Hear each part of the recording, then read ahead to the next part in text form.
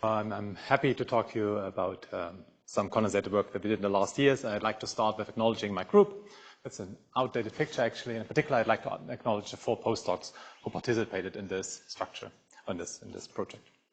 And I'd like to advertise a review that we just wrote and published on arXiv this year. We try to improve it still, so if you have feedback, then please contact me. And the spirit of this review really is that what Schroer told us like some weeks ago, that condensates exist, cells have to deal with it, right? And we try to understand how they deal with them. We try to understand how they deal with internal complexity, how condensates interact with their environment, and all kind of active processes.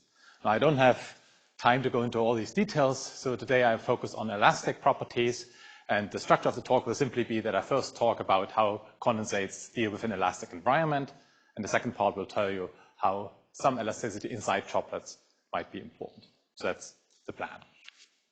And I'd like to start with some microscopy images. In particular, this example connects very well to the previous talk because we have condensates inside chromatin. And also here we have, in this case, stress granules in the cytoskeleton. And you can imagine if you want to make such a condensate, you have to displace the surrounding, and there's mechanical feedback and all kind of things that might go on. Everything is active, there are motors and so on. It's way too complicated. And I'm super happy to collaborate with Eric Dufresne, who's now at Cornell, who is interested in biology, but importantly for me, also works with synthetic systems. So these boring PDMS gels, which you have just oil droplets inside. It's not biology, but it really helps us to think about the interaction of phase separation with elasticity, because there's no activity, nothing alive, we know the composition more or less, and so on. And this is what we're actually currently working on with the aim of getting there eventually. This is an actual system that we studied a few years back, and they now played around with various compositions and chemical details that I don't tell you because I don't understand them. But the point is that they can now control the system much more finely than they used to before. And just to give you a gist of how they do the experiments, is they basically cure the PDMS at rather high temperature. And the important thing is they use 2 different kinds of oils. Now, these are miscible at the high temperature, so you get a nice gel, which is illustrated in this schematic over here. And then when you cool the system, these 2 oils actually demix. One of the oil tends to prefer the elastic mesh, so that you actually get a phase separation of an oil-rich phase, shown in blue here, and then the other oil together with the mesh shown in yellow. Now that's all interesting, and the important, actually surprising thing was that the length scale that you see in the schematic here is actually real. The actual microscopy image also looks rather similar, and if you look in inverse space, as we learned, this is very important. Here I have the structure factor. You see a clear peak, indicating that there is a very irregular structure of a certain length scale, actually in the order of the wavelength of light, which makes it interesting for material points of view. And so this is all experiments, and there are more experiments which also tell us that this is presumably an equilibrium structure. It doesn't depend on rates and all kind of other things. And so we thought this is an easy problem, right? We just need to couple what we know about phase separation to some elasticity theory, and then we sort of predict this length scale. That was the onset of the project. I thought it was a quick project, but of course that never is the case. So things are a bit more complicated. But that's what we tried. At least these 2 postdocs spent time on this. So the idea was to just write a free energy, which depends on the composition. That's our phase separation variable, and the deformation gradient tensor, which tells us about how the elastic mesh is deformed. So you write the Flory-Huggins free energy, or whatever free energy, doesn't really matter. Some gradient term, this is all phase separation. We know a lot about this. And then we just thought about writing some elasticity law, linear elasticity, whatever, it doesn't really matter. Because we learned quite quickly that for this very general function, or functional, you can show mathematically, there's a proof, that there's no periodic minimizer, meaning that the free energy minimum of this system never has any periodic structure. And it's actually quite easy to understand, because you can show that if there was a periodic structure, you can just stretch it. It wouldn't really affect these terms. It wouldn't affect these 2 terms. But you reduce the interfacial energy. So the system tends to larger and larger structure, and that's what we typically call coarsening.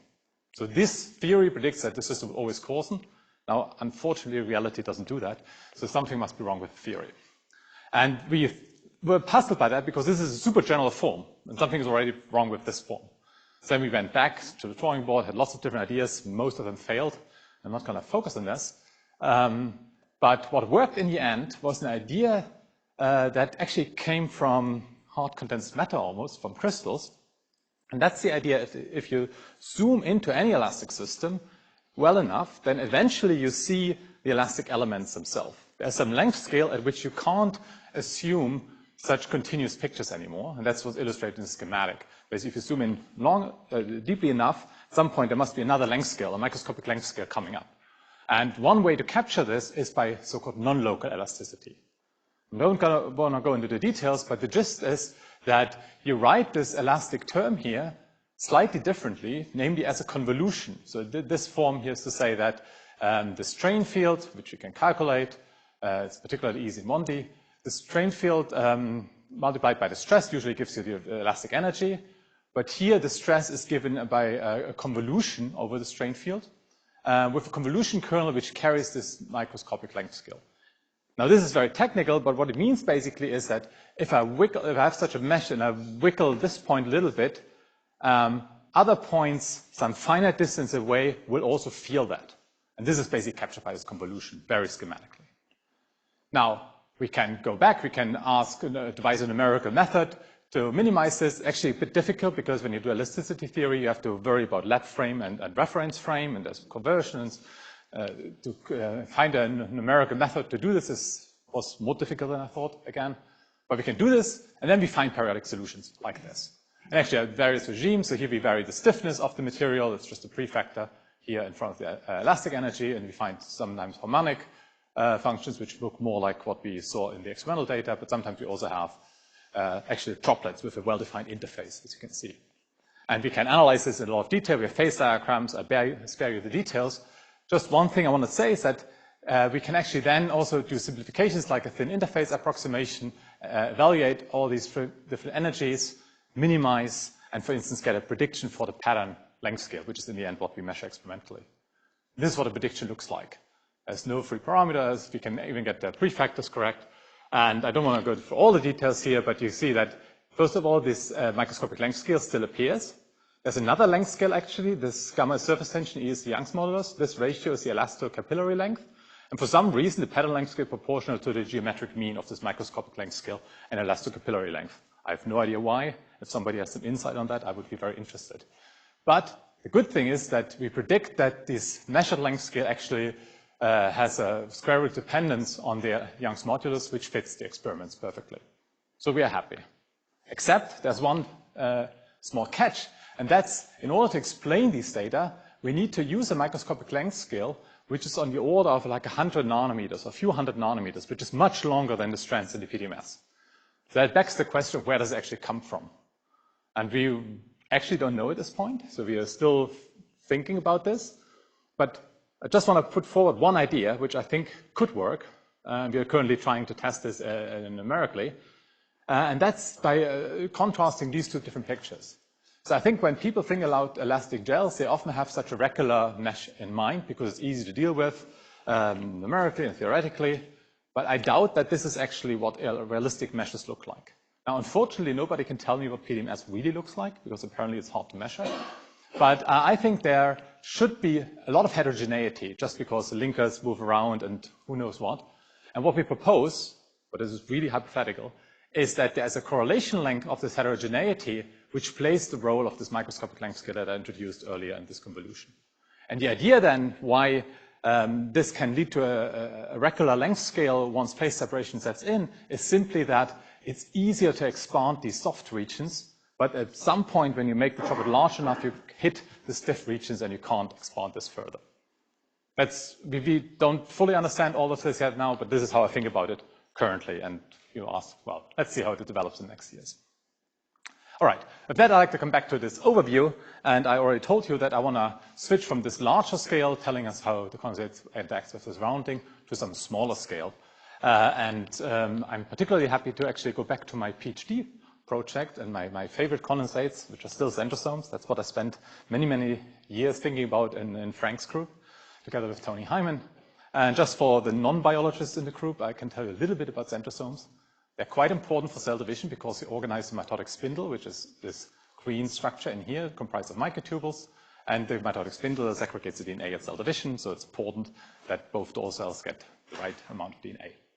And that, I think, is actually a very mechanical process, right? Because you need to pull the DNA apart, there are motors, depolymerization is going on. Also, you see that the centrosomes shown in orange here are actually anchored at the side of the cell, and that there's more pulling going on. There are lots of forces. So you can think of this as a real mechanical problem, and the structures better can withstand these forces, don't fall apart, right? Because otherwise it wouldn't work. Now, you can also imagine that you need exactly 2 centrosomes because you want a bipolar spindle. And in fact, in cancer cells, you often have more centrosomes, and then the spindle is messed up, and nothing works, and cancer is bad. That's my superficial understanding of biology. Now, in order to make sure that there are exactly 2 centrosomes in a cell, what actually happens is that these centrosomes have a substructure. They actually form around a pair of centrioles, and there's a centriolar duplication cycle, which is synchronized with the DNA duplication, which ensures that in healthy situations, each cell has exactly 2 pairs of centrioles. And a paper that we put, actually the final paper, or the important paper for my PhD, basically proposes that these centrioles act as an active core which nucleate so-called pericentriolar material. We didn't have the term condensate at the time, so we called it liquid-like material, I think, around it, and make this membraneless organelles. And then microtubules attached to the outside. Details are not completely clear, but the point is that you have 2 nucleation centers in the cell, and then you form this material around it, and this then makes a centrosome. We described it as a liquid-like material. Biologists weren't too happy with that, precisely because they know that there are a lot of forces here, and they actually can't be too liquid-like. Point well taken. Now, there's a second piece of information that I want you to take away here, and that's that centrosomes actually are quite dynamic because they have to form rapidly. And to show that, I here show a movie that was taken in Tony Hyman's lab, where they labeled spot 5, a centrosome component, in C. elegans. So this is the entire embryo. And we're basically going to watch the first division of this embryo. And I hope you appreciate that these centrosomes are very dynamic. They're pulled around. They increase in size. And now, right prior to cell division, they actually dissolve. They also get torn apart and so on. Now, cell division happened. There's a division here. You have 2 daughter cells. And you see that each daughter cell makes a pair of centrosomes again. So it's very rapid. It's a few minutes, a few tens of minutes, and you have this tight control of this thing growing quickly, dissolving in synchrony with the cell cycle. You also notice that 2 centrosomes are exactly the same size and so on. So there are basically 2 requirements. You need to have a mechanically rigid structure which can withstand those forces that you need to create quickly at particular locations. And we were just trying to think with a postdoc who started about 1.5 years ago in the group. We were thinking about how can you actually solve this problem? And can condensates maybe help? That was our starting point. So just to reiterate these requirements, you need to form some structure at a particular location. So you think of this active core, which is centrioles in the case of centrosomes, and you rapidly need to grow around this core to make a large enough structure. That's requirement 1. And requirement 2 is simply that you have enough strength to withstand forces. And the interesting thing here is that for this thing to grow quickly, you want to have rather liquid-like material, because it's hard to grow something solid-like around the core like this. Whereas here you want something more solid-like. And the first question we set out to ask is whether, well, maybe let's try with a viscoelastic material. Maybe that's good enough. Maybe not. Let's see. So to do this, we actually tried to write down a theory that describes centrosome growth with a viscoelastic material law. And that also turned out to be a bit more complicated than I thought it would be. And luckily, we got a lot of help with Sebastian Land, who is also here in the audience, who told us a lot about elasticity theory.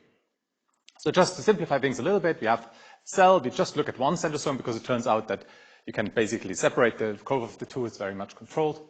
And the key idea that came out from my PhD work is that you can think of these centrosomes as chemically active droplets, meaning that the material that comprises, or the scaffold, if you want, that comprises the centrosome can exist in 2 forms. You phosphorylate this spot 5 protein in this case to make it assembly competent as a scaffold material, and then it forms.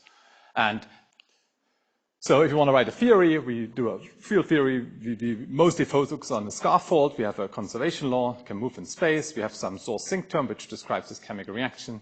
And in the end, the entire material, so scaffold and precursor combined, is conserved. So we want to obey material conservation. And that's because this cycle is so rapid, there's no protein expression or degradation really going on. Now, what's important is where does this production and degradation actually happen? And we knew from a lot of biochemical data and so on that the centrioles have, they localize a kinase, which basically drives this. this change here. So we capture this by this first term, which is localized at the centriole. And that's why I also call them an active core, because they're actively making this competent form of the material. But then it actually is, if the reaction would only happen at the centriole, the thing wouldn't grow quickly enough. Simply by diffusion limitation, it would not be enough. So what we also already described in this paper is that there's an additional bulk incorporation term, basically, and then this is also backed up by biochemistry data, that the kinase also goes into the condensate itself and then actually makes it expand rather rapidly. And then there's some dephosphorylation, which actually doesn't matter so much for these details. Now this was basically the model we had before, and now we want to add these elastic material properties of the system. And there it turns out that it's very helpful to think in terms of strain fields, not stress fields, as is often done. And we here simply say that a strain field evolves with this, well, sort of weird upper convective derivative, which basically just says that it's stretched and rotated around with the velocity field that the material feels itself. And then there's a decay term with a time constant tau, which just says that it's really this is the viscoelastic time scale. If there's a strain building up, it slowly decays because material can rearrange. So that tells us about how the strain results from fluxes in the material. And to close the system, we also need a stress law just to get an energy. And we here chose the Neo-Hookean law, but it actually doesn't matter so much. And finally, to close the entire system, we have to give an expression for the flux. And it's actually due to two terms. One is an osmotic pressure, which can, for instance, come from phase separation, but could also come from a gel-like formulation. And the other one is a mechanical stress from here. We can put this all together. And actually, Sebastian Land showed you how they solve such kind of systems with finite element methods.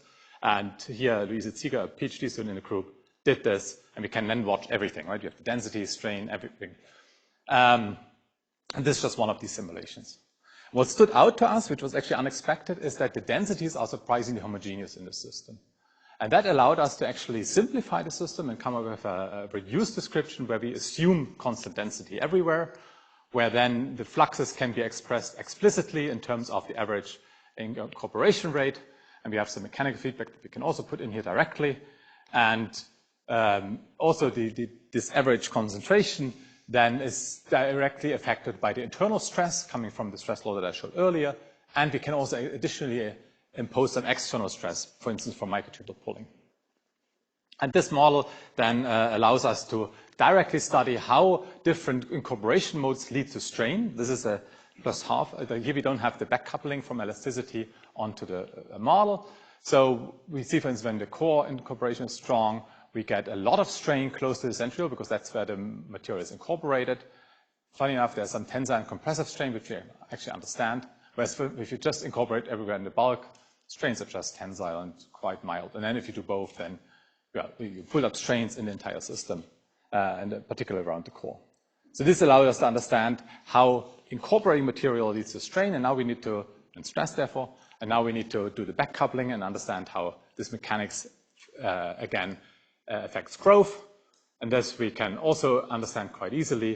I don't have time to go into the details, but the most important thing is that if you look at the volume growth as a function of time, then what happens is if the material relaxes very slowly, so lambda is the relaxation time scale of the viscoelastic material. If it relaxes slowly, then growth is hindered. And that's simply saying that if you want to grow an elastic material, it's very hard as compared to a viscous material.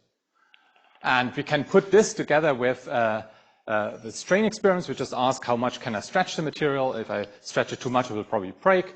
And combining these 2 points, we can map out a parameter regime that tells us where a centrosome could actually sit. So very simply, if the relaxation is too long, I just told you that the growth is too slow, and also not very surprising, if the stiffness is too low, then the thing would be stretched too much and would break eventually, so I can't do this. But the good news here is really that there is a parameter regime where in principle this could work. Fine. Now to test whether this actually makes any sense, it's always good to compare to experimental data. And we are lucky enough to work with Alex Damerman, who's in Vienna, who actually also works in the very same system, and they have experimental data here shown in dots of the centrosome volume as a function of time. This is just wild type, which we use to map to fit 2 parameters, which we don't know from any other study, just to calibrate our model. And then they do experiments where they use nirkotazole to depolymerize the microtubules at different time points. And depending on where you do that, you actually see a strong response in the in the centrosomes. But basically what's happening here is that you remove the external stress, and then the material sort of shrinks rather quickly. And that's exactly due to this elastic stresses I was describing, right? You have a strained system, and then if you don't put this elastic stress anymore, this external stress anymore, it just recoils. That's what we see here. And you don't see the same effect when you don't have microtubules, when you don't have this external stress all the time. So that gives us some confidence that we have roughly the right picture. But the bottom line is really that such a viscoelastic material allows you to reconcile these two more or less opposing requirements, namely that you can grow quickly because it's actually liquid-like enough. But on the other hand, you still have enough strength to withstand forces. And of course, we developed this model for the centrosome, but I think there might be other structures in cells, like tight junctions or focal adhesions. I don't know. I don't know enough about these systems. I'd like to talk to people about this. But I think there are enough structures where you need to assemble something quickly in the right space, but still need to also sustain some forces. And I think this is one way of doing it, and just one other thing that condensates could actually help with. All right, I'd like to wrap up, and I showed you two examples, one where the elasticity is external and actually controls droplet size via this non-local elasticity and this microscopic length scale, and the other one where the elasticity is inside the condensates and we can actually control a mechanically interesting structure. Thank you very much.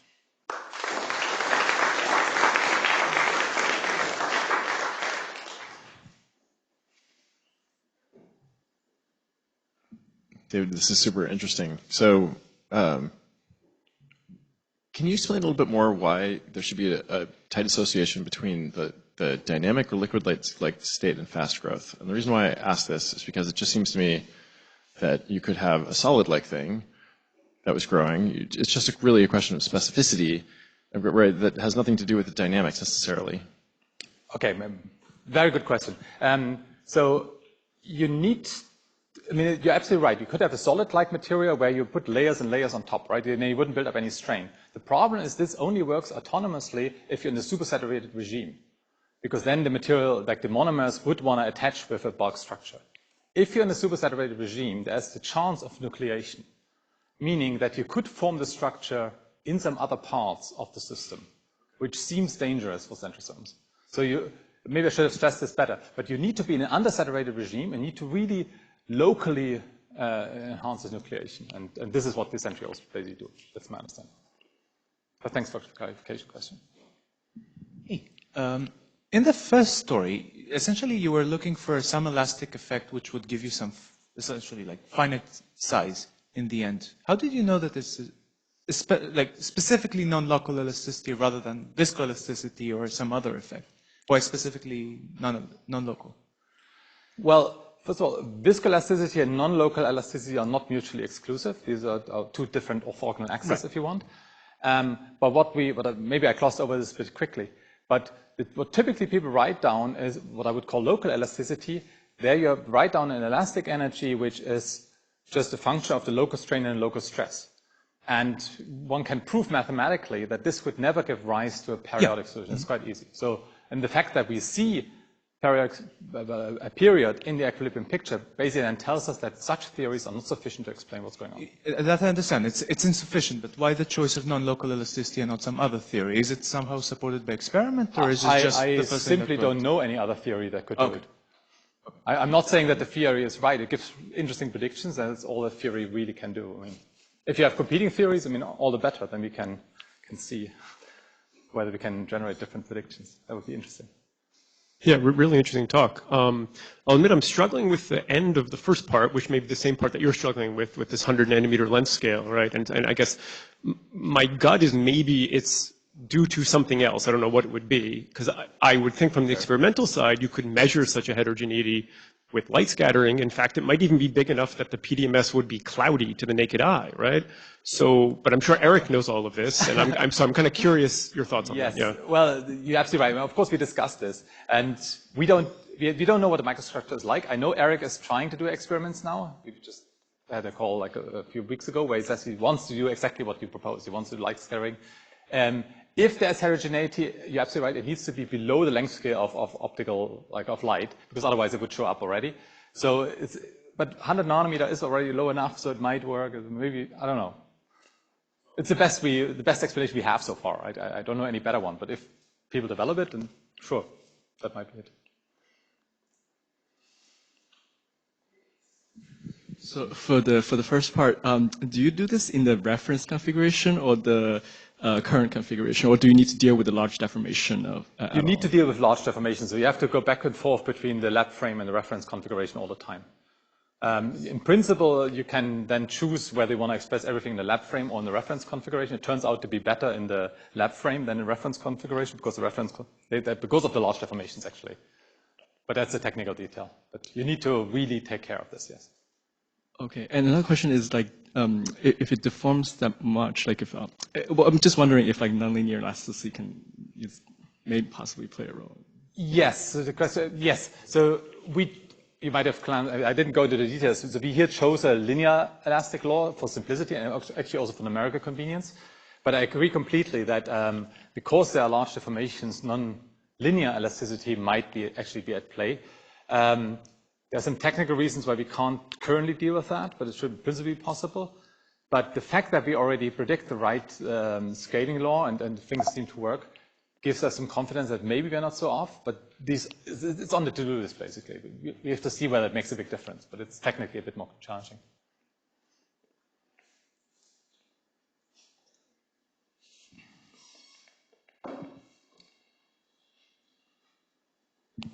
I had a question on the second part of the talk. So it seems like the forces that you're applying are radially, they're symmetric as a function of angle.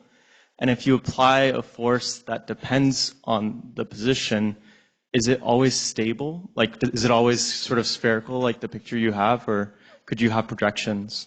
So you're absolutely right that we only looked at spherical symmetric systems for, of course, convenience. It's much easier to deal with. But you're also absolutely right that if the force is asymmetric, it would deform the top. No question. And that's actually what's happening in the real system. We know that the forces are asymmetric in CL against, and you actually see the centrosome deform. I don't know if you caught it in the video, but it's actually slightly deformed, especially on the right side. So this would happen, but I don't think this doesn't change the story tremendously, I would say. So in your second part, is there a mechanism to stop the growth so that you reach a finite size, or your model grows indefinitely? In this model, you reach a finite size basically because of finite amount of material. Like it's a finite system, you use up the material. I mean, there's some balance with the reactions, but it doesn't matter so much. But these things grow until a finite size. And you see this in experiments too, like especially if you prolong cell division or in smaller cells where the growth is a bit quicker, you can see a plateau for a significant amount of time. So. And then the first part for if I understand your hypothesis for the zeta length scale correctly, is basically roughly the length of the voids. Yeah. Which you can presumably control by increase or decrease the water content of your material. I don't know enough of how people make PDMS. And it seems as if it's really, I mean, coming back to this question, it seems it's really hard to measure the microstructure. Like I look for papers and I talk to Eric, who knows a lot about this, and people don't seem to know what the microscopic structure actually looks like. So this is really a hypothesis. I don't want you to take away from this that this is reality. Right, you don't have to measure just the quantitatively, if you increase the water content. I mean, but these are oil-based systems. I don't know enough. Well, oil, whatever that's the solvent, right? Maybe.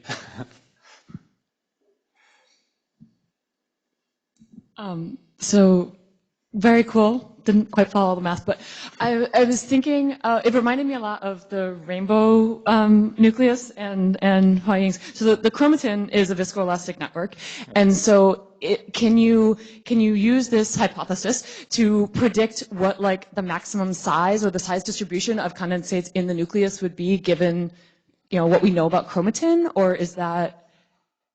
I would be hesitant to do so because there's so many other things going on. Okay. And chromatin itself is very heterogeneous. I mean, you know this better than I do it, but the different structures have different elasticity. And somebody brought up elastic ripening earlier. It's something we also worked on, where you would actually predict the ripening towards softer regions of the system. Size distribution is even more complicated because then you need to take heterogeneity and fluctuations into account. We're going towards that direction, but predictions are, well, I wouldn't be comfortable to make them at this point in time.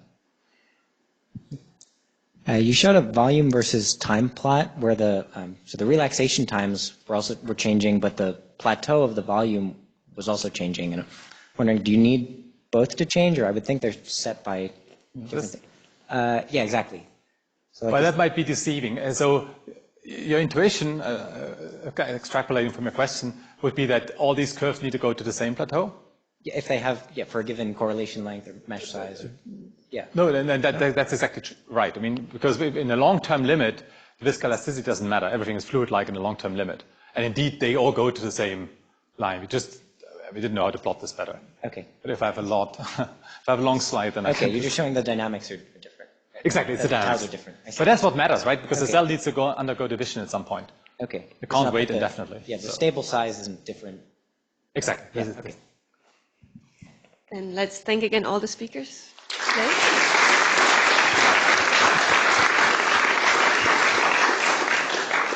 Good. And I think the organizers have concluding remarks.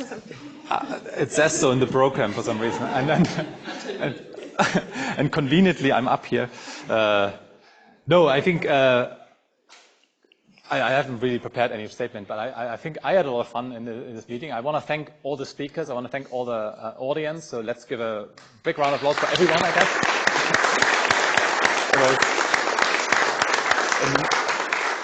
In the spirit of this meeting, I think we were actually not sure as organizing team whether it works to bring in experimentalists and theorists and numerical people, simulation people. Like we have a very broad audience, right? And so and everybody was slightly worried that it would not work and that people wouldn't understand.